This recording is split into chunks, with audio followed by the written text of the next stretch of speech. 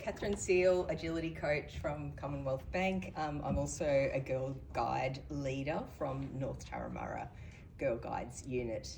What I'd like you to do is cast your mind back to January 2021. We'd had a year of being at home at that point, and most of our social contact was through the internet. We were also feeling pretty nervous and scared, and I remember even feeling nervous going to the supermarket sometimes, if people stood too close to me there.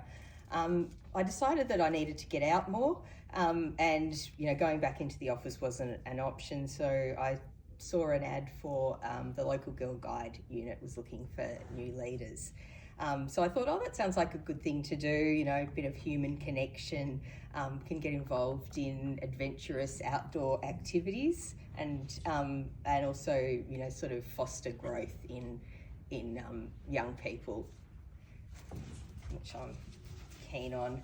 I got involved then. The girls were between 10 and 14 years old. Fast forward to now, to 2025. So a lot of those girls, I've seen them grow up. That's quite a big, that age gap. Kids change a lot during that time frame. So, seeing some of them, they'd be freaking out about huntsman spiders in the hall, and then, getting to the point where they're just totally cool if they've got leeches on them, or, doing, all sorts of amazing things that they get exposure to through guides. So what my talk or my thinking is about is how we can learn from the guides of how we approach risk at work. So in guiding, we have an appetite to take reasonable risks. We're not risk averse, like some companies might be. And we ask that members and volunteers consider risks and be accountable, which is sort of one of the themes of the conference about accountability and agency. So the elements of the approach, we have a reasonable appetite, we have zero tolerance for certain risks, so we're not going to go abseiling down a wall without a harness. We have a framework and a risk culture that we embed with all the leaders and with the girls as well. And also obviously have a very strong focus on child safety.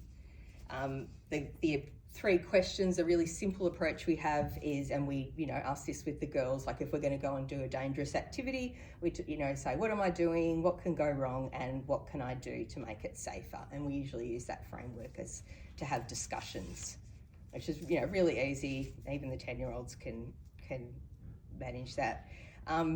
When I was just preparing for this earlier, Brett, who used to be a Scout leader, gave me a really good framework that they use in Scouts, which is getting kids into the peak adventure zone. And so it's balancing their perception of the risk with their confidence. Okay, so avoiding terror and boredom, which is about, getting the balance right.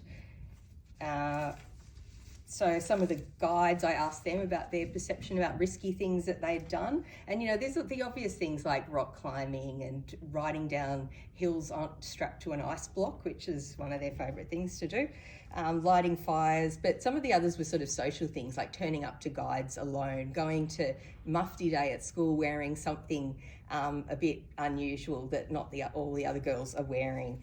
One girl had gone on a region camp where she didn't know anybody. Also singing and dancing in front of other people and doing trust exercises in drama. Applying this to the workplace. So I think, we can really talk up the benefit of risk in the workplace, as a key to growth and, making us more courageous and succeed, giving opportunities to succeed. So some of the ways we can do that through experiments as a team, creating a safe environment to speak up. So giving people that safe space that they can speak up as a team. And then when they're talking to customers or senior leaders that, they've got that practice. And celebrating failures as a learning opportunity.